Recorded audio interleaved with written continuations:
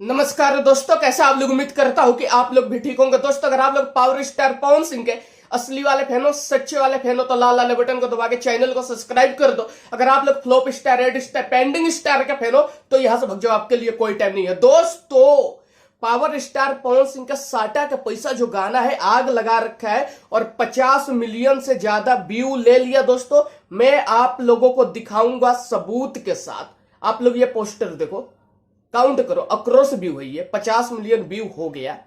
ठीक है दोस्तों, जब से पावर स्टार पवन सिंह का गाना 50 मिलियन हुआ है ना, साटा का पैसा विरोधी परेशान है, हैतान है कि पवन सिंह का गाना 50 मिलियन हो कैसे गया।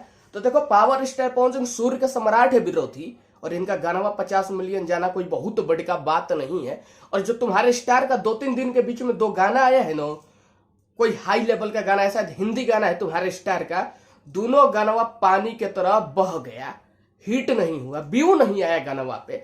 और पावर स्टार पवन सिंह का हर गाना पे इतना व्यू आता है कि मतलब आग लगा देता है भोजपुरी में।